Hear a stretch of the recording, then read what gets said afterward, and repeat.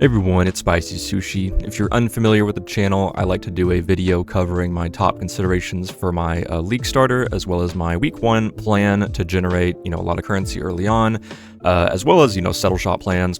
This is going to be the third league in a row that I do this, and with nearly 2,500 free mirror services done in 3.22, it's definitely evolved into a much larger community project over the past 2 leagues than I could have ever imagined. In this league, there are going to be some pretty insane opportunities that we've never had before, so you're gonna have to bear with me when I go over them. But anyway, this is a crazy league because I'm gonna be honest, I've literally got no idea what to league start. Every time I feel like I'm getting an idea of what to play, GGG comes out with more news and changes that make me rethink what I'm gonna start. First with the Wildwood Ascendancies reveal, and then with the FAQ, and now with the new Transfigured gems. I know I'm definitely looking forward to lab running again. I did that all last league, but that's definitely not something I want to do at the start. That's more of like a second character, second currency strat, etc. So I still do need to figure out a starter. I'll try to break down my decision making, since I'm sure it could be helpful to people who are trying to pick their starter as well, and it might help steer someone in a direction if they're a little lost as well. Now, the biggest thing I'm excited for is definitely Ultimatum being back, but it's probably not for the reason you're thinking. Back in Ultimatum League, there were these special encounters acquired through the league mechanic called Inscribed Ultimatums. They would offer a reward like put in 2 Exalts, get 4 back, or like 2 Doctors, get 4 Doctors back. You'd put these in your map device, you'd offer your sacrifice, and you'd be faced with like a super long ultimatum wave, and if you were able to finish it without dying or reaching like maximum ruin stacks, which was a really annoying mechanic back in Ultimatum, you'd get the reward, but if you failed, you'd lose everything. Pretty much all of these are going to have ruin if you want to run them as cheap as possible, because no one wants to run them, so they are going to be very cheap on trade. So you want a character that can handle basically everything in the game and more. Now, the particular one I'm interested in is the Mirror Inscribed Ultimatum. This was the riskiest one by far, since you need to put in a mirror tier item. You'd be risking a multi-mirror item usually, but if it was completed, it would create a mirrored copy. So basically you'd be using a mirror, but it'd be listed for much cheaper than a mirror on trade. With Ultimatum going core, the Settle Shop already had a free mirror service. You would just bring a mirror and you get a copy of the item. But now with Inscribed Ultimatums, we could create a possible Settle Shop Inscribed Ultimatum team that could run these if anyone brought an Inscribed Ultimatum to, mirror an item. Now, I know a lot of people are probably thinking, WTF is this guy thinking? If you fail it, you're going to lose one of your mirror items. Now, for those of us who played Ultimatum, we do remember the Crouching Tuna incident, in which case this did happen, and he had to recraft a mirror item from scratch to replace it. If you haven't seen the video yet, I definitely recommend checking it out. It is an awesome watch, and this is exactly what I would need to do as well. Now, I'm praying that no incidents occur, and obviously this service wouldn't be used on an item that costs, let's say, 20 mirrors to remake, but for something in the 3 mirror range, I could definitely grind to recoup the cost, and in the end, it's for fun either way, but it's certainly going to be extremely stressful sometimes, but could make for some amazing moments next league. And there's not enough mirror ultimatums in the first place to, apply this to every item on the shop, but it's an incredible opportunity, so I think it's going to be a lot of fun to make a character or a team of characters that could, meet this challenge. Obviously, though, these are mid-league plans. I'll need time and currency to make a character or form a team that can run these Inscribed Ultimatums with a very low risk of losing them. And like I said earlier, lab running is probably going to be my second currency strat, as well as, a second character in the league. So I do need to still pick a starter, but this is where I get pretty lost. I thought I was pretty set on Poison EK. I played this build in Blast from the past, and on very little gear, it was extremely effective.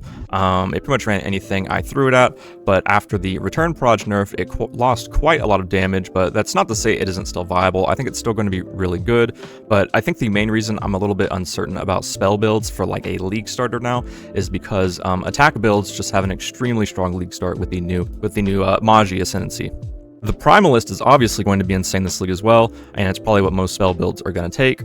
The other one is pretty good for fizz spells, but most of the time I'd probably be taking Primalist, but I'm just not sure how early on good charms will be dropping or traded through the vendor, or listed on trade. So I see it as more of like a second character power spike when, charms are listed on trade and more available on the market.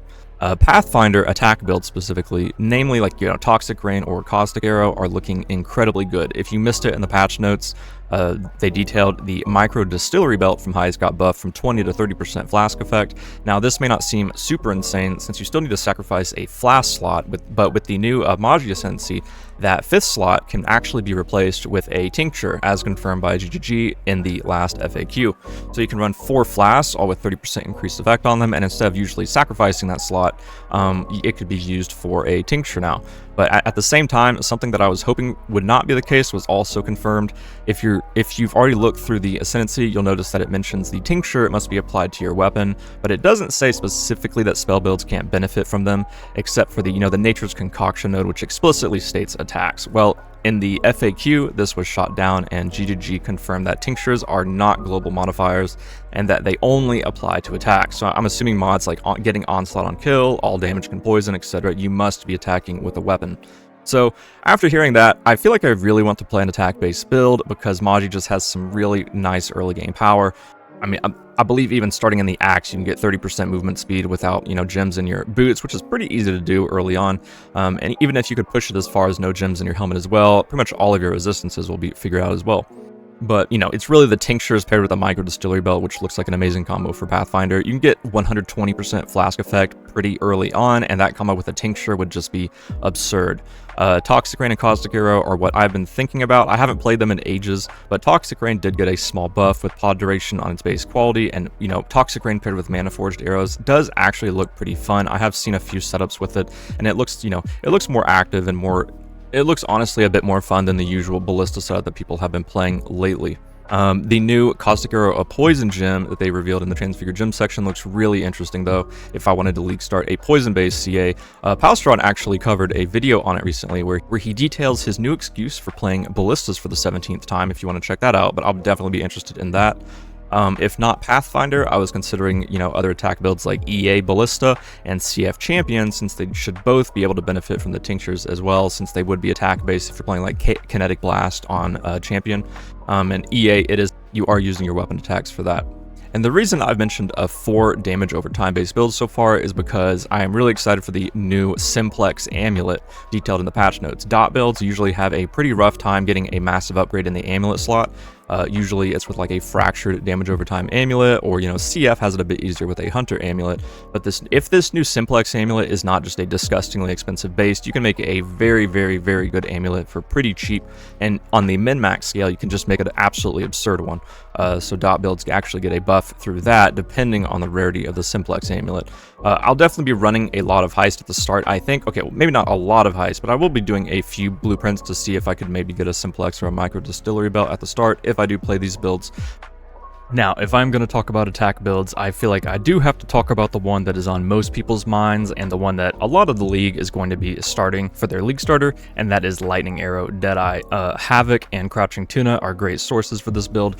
It is absolutely absurd for not only the axe, but it is absurd for early map progression, even on a pretty low tier bow, and you can eventually just craft all of your gear that you want with ROG or buy it off of trade. Even with the Calm Spirit nerf, there's going to be a lot of players playing this, and it is definitely something that I am considering, because I do plan on doing a lot of ROG logbooks at league start. It is usually my first currency strat of the league for the past like 3 leagues now, and crafting really high elemental bows has been something that I've been doing with ROG for a while, so that could be an easy way to get a fully geared out character prepared for pretty much all content in the game.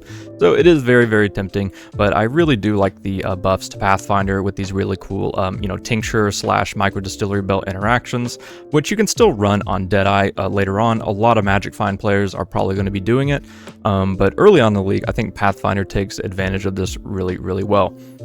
And from ROG, I figured I could jump into lab running after with a pretty expensive lab runner.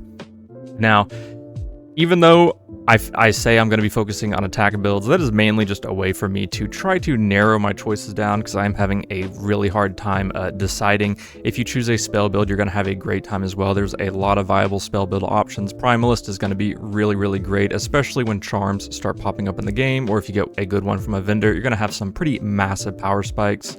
that, in my opinion, will probably outscale Maji pretty, early on into the league. So just take my opinions as they are opinions, and play the game how you want to play, because no matter what, there are just a lot of viable builds this league, and I think it'll be a great time. So hope you guys enjoyed, and I will see you at League Start.